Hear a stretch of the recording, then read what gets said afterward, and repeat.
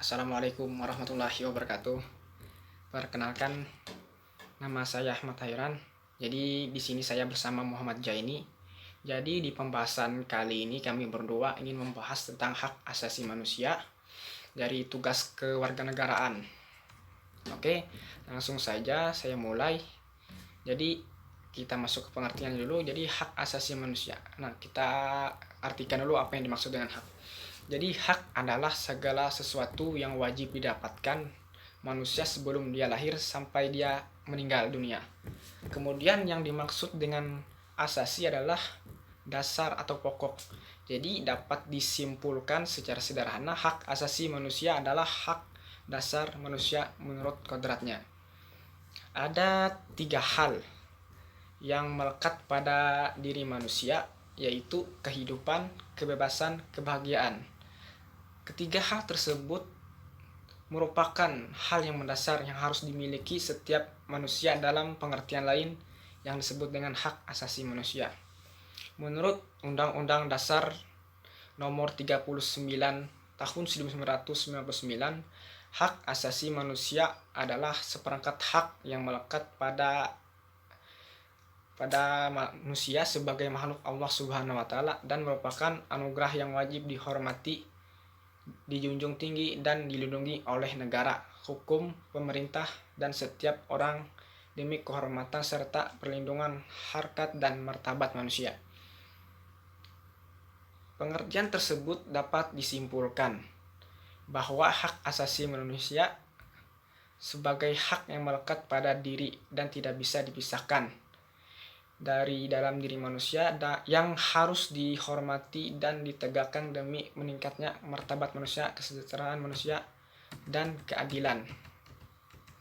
Secara garis besar ada beberapa macam hak asasi manusia.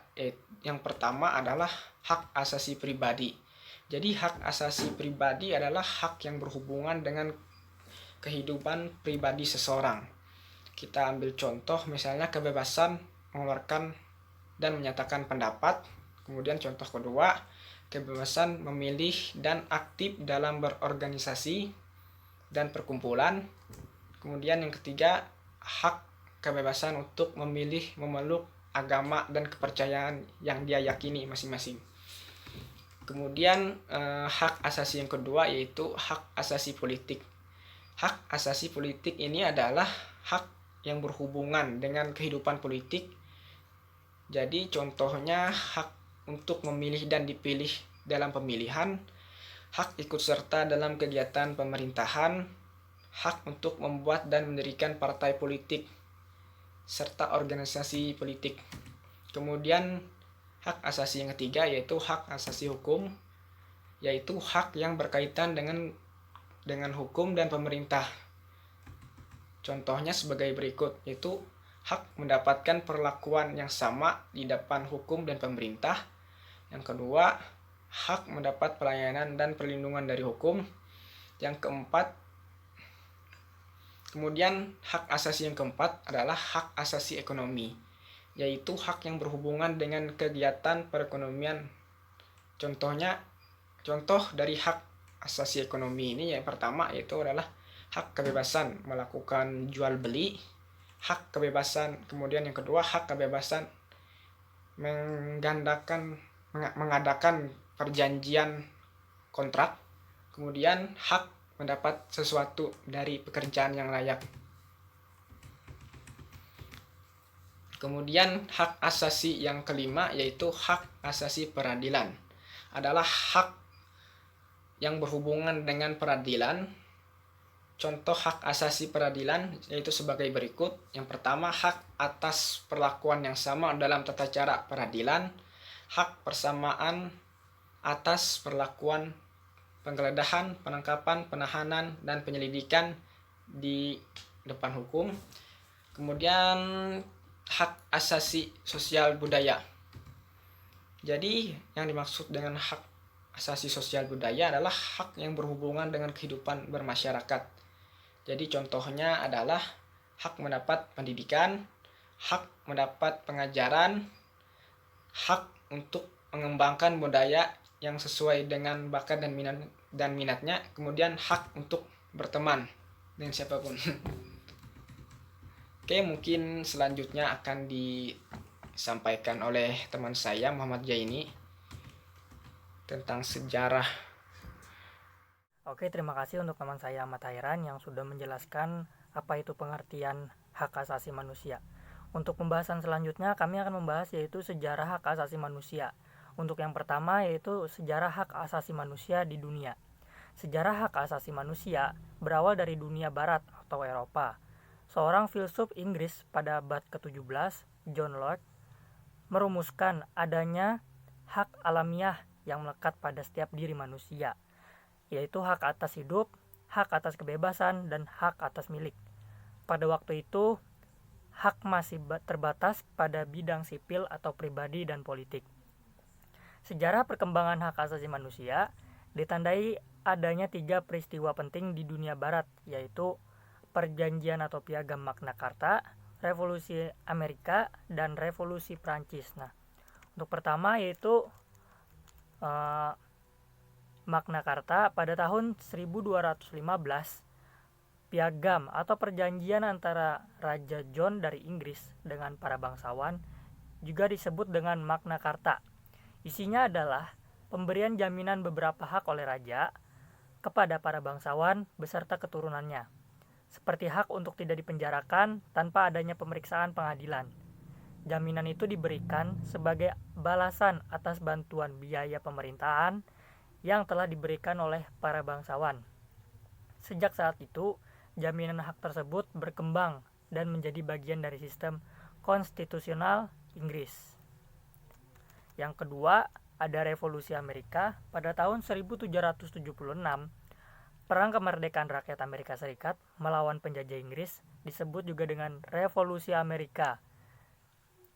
Dan Amerika Serikat menjadi negara merdeka pada tanggal 4 Juli 1776 merupakan hasil dari revolusi ini. Yang ketiga, Revolusi Prancis pada tahun 1789. Revolusi Prancis adalah bentuk perlawanan rakyat Prancis kepada rajanya sendiri yang telah bertindak sewenang-wenang dan absolut. Pernyataan hak-hak manusia dan warga negara dihasilkan oleh Revolusi Prancis. Pernyataan ini memuat 3 hal. Yang pertama, hak atas kebebasan, hak kesamaan, dan persaudaraan. Itu tadi adalah sedikit contoh penjelasan sejarah hak asasi manusia di dunia. Untuk selanjutnya, sejarah hak asasi manusia di Indonesia. Sepanjang sejarah kehidupan manusia, ternyata tidak semua orang memiliki penghargaan yang sama terhadap sesamanya. Ini yang menjadi latar belakang perlunya penegakan hak asasi manusia. Manusia dengan teganya merusak, mengganggu, mencelakakan, dan membunuh manusia lainnya. Bangsa yang satu dengan semena-mena menguasai dan menjajah bangsa lain. Untuk melindungi harkat dan martabat kemanusiaan yang sebenarnya, sesama umat antar umat manusia, hak asasi manusia itu dibutuhkan. Berikut adalah beberapa contoh atau sejarah tentang penegakan hak asasi manusia di Indonesia. Yang pertama, pada masa pra-kemerdekaan. Pemikiran modern tentang HAM atau hak asasi manusia di Indonesia baru muncul pada abad ke-19. Orang Indonesia pertama yang secara jelas mengungkapkan pemikiran mengenai HAM adalah Raden Ajeng Kartini. Pemikiran itu diungkapkan dalam surat-surat yang ditulisnya 40 tahun sebelum proklamasi kemerdekaan. Yang kedua, ada pada masa kemerdekaan. Pada masa Orde Lama, gagasan mengenai perlunya hak asasi manusia selanjutnya berkembang dalam sidang BPUPKI. Tokoh yang gigih membela agar HAM diatur secara luas dalam Undang-Undang 1945 dalam sidang itu adalah Muhammad Hatta dan Muhammad Sukiman. Tetapi upaya mereka kurang berhasil. Hanya sedikit nilai-nilai HAM yang diatur dalam Undang-Undang 1945.